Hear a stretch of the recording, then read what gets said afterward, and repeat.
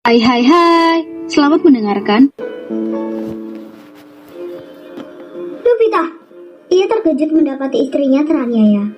Mas Harlan, ucap Lupita pelan dengan mata berbayang. Seketika Lupita lunglai dalam pelukan suaminya. Lupita, bertahanlah, aku akan membawamu ke rumah sakit. Harlan memeluk erat tubuh istrinya dan mengangkat tubuh Lupita sebelum masuk ke dalam mobil. Harlan berteriak, habisi mereka semua, cari semua orang yang terlibat. Mereka sudah menyakiti istriku. Habisi sampai akar-akarnya. Teriakan Harlan menggema di malam yang pekat. Hanya sorot lampu mobil yang menerangi. Sorot mata tajam dengan rahang mengeras. William membuka pintu untuk tuannya. Harlan masuk ke dalam mobil. 6 orang berjas itu terus menghajar dengan memukuli seluruh tubuhnya sampai babak belur. 4 orang bodyguard juragan Karil jatuh terkapar di aspal berbandingkan darah. Will, cepat kita ke rumah sakit. William melajukan mobilnya dengan cepat, menembus malam yang pekat, membelah jalan raya. Harlan membawa Lupita ke dalam pelukannya dengan memangku tubuh istrinya. Lupita, maafkan aku. Terdengar suara isakan Harlan. Air matanya terus meleleh, manakala menatap wajah Lupita dengan guratan kesedihan dan tubuh tak berdaya. Sayang, bangun. Indahku sudah pulang, suamimu sudah kembali. Tiba-tiba Lupita memeki dengan mata masih terpejam. Sayang, ada apa? Bangunlah, di mana yang sakit? Indahku sudah kembali, ayo buka matamu.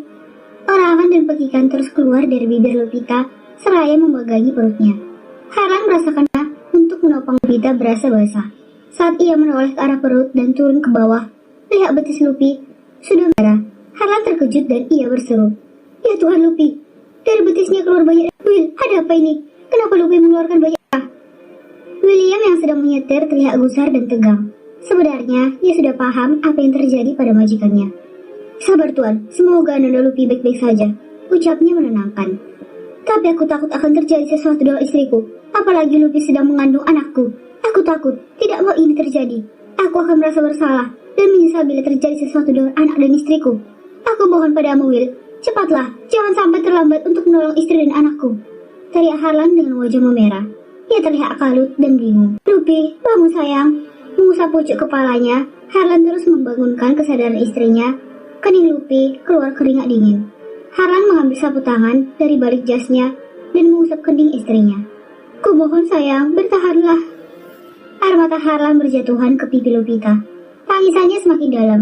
Ia tidak tahan melihat penderitaan istrinya yang terus mengerang kesakitan. William melihat dari kaca spion. Ia ikut terharu melihat kesedihan tuannya. Terlihat ia sangat mencintai istrinya dan takut kehilangan. Mobil sudah masuk ke dalam gerbang rumah sakit dan berhenti di pelataran lobi. William cepat keluar dan membuka pintu untuk tuannya. Harlan keluar dan setengah berlari masuk ke dalam rumah sakit. William mendahului Harlan untuk menuju loket pelayanan. Sus, tolong istri bos saya sedang darurat. Pasien atas nama siapa, Pak? Nanti saja buat datanya. Ini bisa menyusul. Yang terpenting, nyawa nona saya harus segera ditolong, bentak William. Tapi Pak, ini sudah prosedur rumah sakit. Bapak harus mengisi data dulu. Apa menunggu orang sekarang dulu baru ditangani? Kalau bos saya mau, rumah sakit ini bisa dibelinya. Dan kau bisa langsung dipecat, bentak William lagi kesal. Suster itu terlihat pucat dan mengunjungi petugas medis. 4 orang petugas tiba-tiba datang dan membawa ranjang dorong. Harlan menaruh tubuh Lupi di atas ranjang yang sudah. Mereka menuju ke ruangan UGD. Tuan, maaf Anda tidak boleh masuk, tegur seorang perawat pria. Tapi dia istriku, aku harus mendampinginya. Tuan tidak usah khawatir, ada dokter yang akan menanganinya. Seorang dokter berjalan ke ruangan UGD. Harlan yang masih berdiri di depan pintu menegurnya. Dok, tolong selamatkan istriku, ia sedang mengandung. Istriku mengalami pendarahan hebat, aku tidak ingin terjadi apa-apa dengannya. Tolong berapapun biayanya, akan saya bayar. Ucap Harlan dengan mata nanar, menahan air matanya di depan dokter. Sabar Tuan, saya akan berusaha semampu saya untuk menyelamatkan pasien. Berdoalah, semoga istri dan kandungannya baik-baik saja. Setelah memberi nasihat, dokter yang bernama Irwan masuk ke dalam ruangan UGD. Harlan terduduk lemah di ruangan tunggu dan membekap wajahnya dengan kedua telapak tangannya. William mendekat dan mengusap punggung tuannya. Flashback on of Harlan. Siang itu, aku yang sedang duduk di sudut ruangan rumahku dengan perasaan pedih. Setelah perdebatan dengan paman semalam yang ternyata ia mengakui kalau aku adalah anaknya dan dia ayah biologisku. Seketika perasaanku sangat sakit, marah dan kecewa bercampur menjadi satu. Rasanya tak terima dan membuat diri ini terhina. Niat ingin aku urungkan saat wajah istriku terbayang di mata. Tiba-tiba suara dari ponsel membuyarkan lamunanku. Aku menoleh dengan malas. Tertera nama William yang di layar ponsel. Dengan cepat, aku menerima panggilan itu. Malam Tuan, di sini siang Will, protesku. Tentu saja, di Jakarta sudah malam Tuan. Aku selesai mengadakan meeting dan berjalan alot karena klien ingin langsung bertemu Tuan. Aku hanya menghela nafas panjang. Ada berita yang ingin aku sampaikan tentang Nona Lupita. Berita apa yang ingin kau sampaikan tentang istriku? Seketika aku bersemangat mengenai berita istriku. Rasa ini begitu rindu dan secepatnya ingin bertemu. Saya mendengar dari cerita Ines yang keceplosan kalau Nona Lupita sedang hamil. Apa? Aku beronjak kaget mendengar berita dari William, dan rasa keterkejutanku hampir membuat aku lemas. Tak terasa tetesan air mata ini jatuh begitu saja. Rasa senang dan bahagia menjadi satu. Dadaku terasa sesak saat mengingat istriku yang jauh. Baiklah, aku akan pulang sekarang, bagaimanapun caranya, walau aku harus membunuh pamanku. Kekesalanku sudah memuncak dan tidak sudi memanggilnya ayah. Tuan, jangan berbuat nekat, pikirkan masa depan Anda. Urungkan niat membunuh paman Alfonso, bicarakan baik-baik dan beri pengertian. Orang seperti dia tidak bisa diajak bicara baik-baik, ucapku geram. Baiklah, secepatnya aku akan menemui paman untuk mengambil paspor. Tolong kau jaga istriku dan kabari terus keadaannya. Baik Tuan. Selesai menelepon, aku mengambil kunci mobil dan bergegas lari ke atas. Aku melajukan mobil dengan cepat menuju kediaman Alfonso. 1 jam kemudian, mobilku sudah terparkir di depan rumah mewahnya.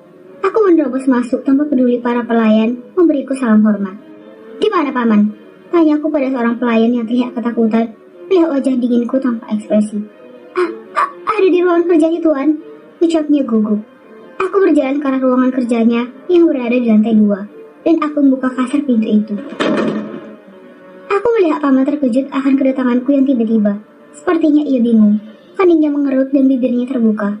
Padahal baru semalam kami berdebat hebat di kantor. Aku berjalan mendekat ke arahnya yang sedang duduk dengan tangan memegang file yang baru saja ia baca. Ada apa lagi Georgie? Apakah belum puas juga menyakitiku? Kau memang pantas disakiti karena sikapmu yang sudah membuatku menderita dan sakit hati atas perbuatan bejatmu bersama ibuku. Ucapku yang tidak bisa menahan emosi di depannya. Sudahlah, kau tidak usah ungkit masa laluku dan ibumu. Seharusnya kau senang kalau ayah kandungmu masih hidup. Lebih baik aku tidak memiliki ayah daripada mengetahui kenyataan ini. Kenapa kau tidak biarkan saja aku menjadi anak Alfredo dan tidak tahu perselingkuhan kalian selamanya? Ucapku masih berapi-api. Pria di depanku hanya mendengus kasar. Aku minta padamu, tolong kembalikan pasporku. Aku harus pulang sekarang. Mata itu menatapku tajam ke arahku. Tidak bisa, sebelum kau bertunangan dengan Margaret. Selalu saja Margaret, teriakku. Seharusnya kau tidak pantas terus mengekangku. Kau bukanlah siapa-siapa. Aku masih berbicara dengan nada tinggi. Aku ayahmu. Suara itu lantang terdengar. Aku terus bernegosiasi. Rasanya aku benar-benar muak dan ingin dia di depanku. Kalau saja aku tidak ingat istri dan emakku yang sedang menunggu kepulanganku. Apakah aku harus menyerah dan mengikuti kemauan si tua bangka ini? Bertunangan dengan wanita pilihannya yang tidak pernah aku cintai. Aku terdiam sejenak dengan mengatur nafasku yang tak beraturan. Pria di depanku dengan santai berjalan ke arah jendela, seraya menghisap cerutu di jemarinya. Bagaimana? Kau mau ikuti tawaran ayahmu atau terus membangkang? Kalau kau mau bertunangan dengan Margaret, aku janji akan kembalikan paspormu. Hahaha. Aku terbahak. Ia bilang apa tadi? Ayah? Ayah, berhentilah menyebut nama itu. Aku jijik mendengarnya. Hardikku lagi. Mendengar pria itu menyebut nama ayah membuatku semakin muak. Saat aku ingin bicara lagi, tiba-tiba sebuah pintu terbuka. Sudah berdiri seorang wanita yang sangat aku benci. Paman, sapanya dan berjalan mendekat. Seperti biasa, ia selalu cari perhatian dan sok manja di depan paman. Margaret, apa kabar sayang?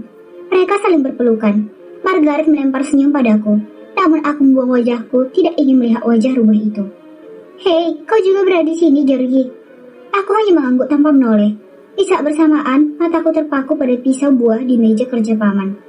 Tanpa mereka sadari, aku mengambil pisau buah itu, dan aku menoleh pada Margaret saat ia sedang berbicara pada pria parubaya itu, yang tetap aku panggil paman. Tidak sedih rasanya aku memanggilnya ayah. Aku tertawa jahat dalam hati. Margaret, aku meraih tangannya dengan senyuman terpaksa. Kau sangat cantik hari ini, pujiku. Ia tersenyum lebar. Saat ia lengah, aku menarik tubuhnya dan mengalungkan tanganku ke lehernya, seraya menodong leher jenjang itu. Paman, tolong! Bekik Margaret. Apa yang kau lakukan pada Margaret? Lepaskan dia, Georgie! Teriak paman. Aku akan lepaskan kalau kau kembalikan paspor. Teriakku tak kalah sengit. Kau jangan nekat, Georgie. Kau akan masuk penjara bila melakukan hal itu. Aku tak peduli. Biarkan saja dan aku di penjara seumur hidupku. Aku akan puas, bukan? Ah! Aku melukai sedikit leher putih Margaret. Margaret berteriak. Aku mulai melihat paman panik dan ketakutan. Baiklah, kau jangan lukai Margaret lagi. Aku akan berikan paspor itu. Paman mulai berjalan ke meja kerjanya dan membuka sebuah laci yang terkunci. Lepaskan Margaret sekarang, teriaknya seraya melempar paspor itu ke depan meja. Aku maju dan mengambil paspor milikku. Sebelum pergi, aku mendorong tubuh Margaret hingga jatuh ke lantai. Aku berlari keluar dari ruangan. Aku melajukan mobilku menuju bandara dengan kecepatan tinggi. Flashback off.